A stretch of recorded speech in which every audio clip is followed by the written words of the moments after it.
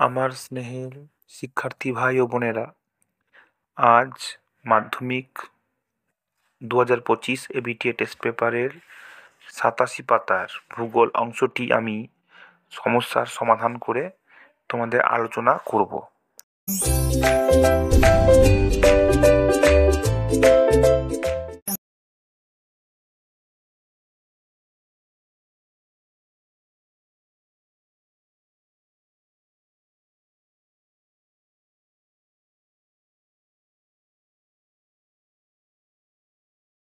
সাতাশি পাতার প্রথম উত্তরটা দেখে নাও। 1.1 বিভাগ ক, যে প্রক্রিয়ায় ক্ষয়, বহন ও সঞ্চয়ের মাধ্যমে ভূমিরূপের সামঞ্জস্য তৈরি হয় তা হলো, এটা হবে পর্যায়ন। ঠিক আছে। 1.2 নদীর গতিবেগ দ্বিগুণ বেড়ে গেলে তার বহন ক্ষমতা বাড়ে 64 গুণ। এটা হচ্ছে নদীর ষষ্ঠ ঘাতের সূত্র। নদীর যে ষষ্ঠ ঘাতের সূত্র আছে সেই সূত্রের অনুযায়ী এটা বলা হচ্ছে। 1.3 ওজন গহ্বরের অস্তিত্ব প্রথম ধরা পড়ে আন্টার্কটিকায়। ঠিক আছে, উত্তর মিলিয়ে নাও, আন্টার্কটিকায়। 1.4 বায়ু প্রবাহের গতিবেগ মাপার একক হলো নট। খ হবে নট। ঠিক আছে, তোমরা নট করে নিও। এরপর চাঁদ, সূর্য এবং পৃথিবী একই সরলরেখায় অবস্থান করলে তাকে আমরা জানি সিজিগি বলে। তাকে বলা হয় সিজিগি। অপশন ক। 1.5 হয়ে গেল। এবার 1.6 গ্র্যান্ড ব্যাংক স্থানটি বিখ্যাত আমরা সবাই জানি মৎস্য চাষের জন্য। ঠিক আছে, মৎস্য চাষ। এটা একটা পৃথিবীর বৃহত্তম মগ্ন চড়া। ঠিক আছে।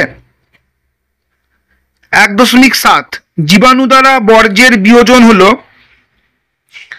কম্পোস্টিং। খ উত্তর। অপশন খ কম্পোস্টিং।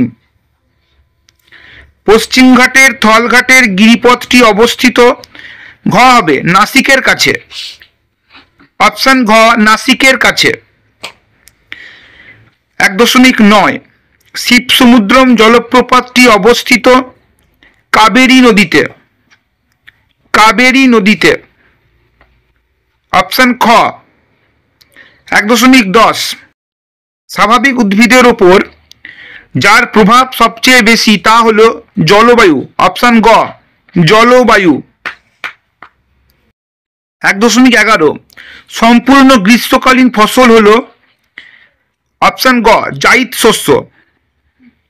ঠিক আছে, খারিফ শস্য হবে না, কারণ খারিফ শস্য বর্ষাকালে হয়, রবি শস্য শীতকালে হয়, আর কোনোটিতে নয়, হবেই না। 1.12 আধুনিক শিল্পদানব বলা হয় যে শিল্পকে, সেটি হলো ক পেট্রো রসায়ন শিল্পকে। 1.13 2011 খ্রিস্টাব্দের আদমশুমারি অনুসারে ভারতের মহানগরের সংখ্যা গ 53টি। অপশন গ উত্তর 53টি। 1.14 কৃত্রিম উপগ্রহের কক্ষপথের অবস্থানকে বলা হয় প্ল্যাটফর্ম। কৃত্রিম উপগ্রহ যেখানে অবস্থান করে সেই জায়গাটাকে বলা হয় প্ল্যাটফর্ম। ঠিক আছে। এবার সত্য মিথ্যা, শুদ্ধ অশুদ্ধ, চলে এসো। 1989 খ্রিস্টাব্দে ইউনেস্কো সুন্দরবনকে বিশ্ব হেরিটেজ সাইট হিসেবে ঘোষণা করে, এটা ভুল। ঠিক আছে। 2.1.2 ভারতের একমাত্র রাজস্থান রাজ্যে বালিয়াড়ি দেখা যায়, এটাও ভুল। 2.1.3 জলচক্র ছাড়া পৃথিবীর জলের ভারসাম্য বজায় থাকতো না, এটা একদমই ঠিক, সঠিক, শুদ্ধ। পূর্ণিমা অপেক্ষা অমাবস্যায় জোয়ার তেজি হয়, এটা ঠিক। 2.14 2.1.4 2.1.5 সাফাই কর্মীরা বর্জ্যের সাথে বেশি থাকে বলে এদের সংক্রমণের ভয় কম, এটা তো একদম খুবই সহজ, এটা কখনোই ঠিক হবে না, ভুল হবে। 2.1.6 ভারতের দক্ষিণতম বিন্দু হলো ইন্দিরা পয়েন্ট, এটা পুরো ঠিক। 2.1.7 উপগ্রহ চিত্রে বিভিন্ন প্রতীকের সাহায্যে ভৌগোলিক বৈশিষ্ট্য বোঝানো হয়, এটা ভুল।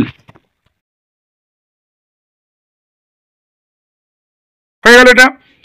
এবার আমরা চলে আসব 2.2, উপযুক্ত শব্দ বসিয়ে শূন্যস্থান পূরণ করো। দেখো প্রথমে কি আছে, 2.2.1 ইউ আকৃতির হিমবাহ উপত্যকাকে বলা হয় হিমদ্রোণী।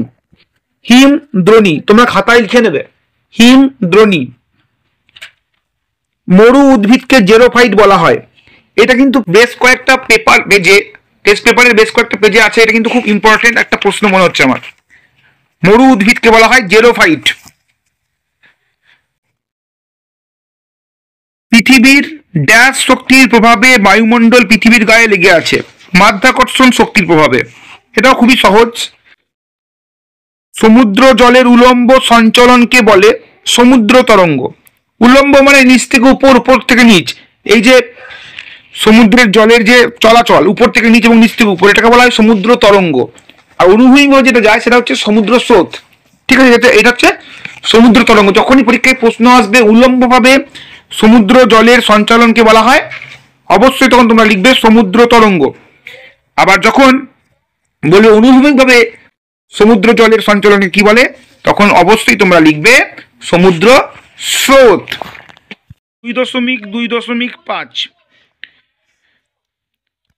পারদ ঘটিত জল দূষণ ড্যাশ রোগের সৃষ্টি করে? মিনামাটা রোগ। ঠিক আছে। 2.2.6 বিন্ধ্য এবং সাতপুরা পর্বতের মাঝে রয়েছে ড্যাশ উপত্যকা? উত্তর হবে নর্মদা উপত্যকা। 2.2.7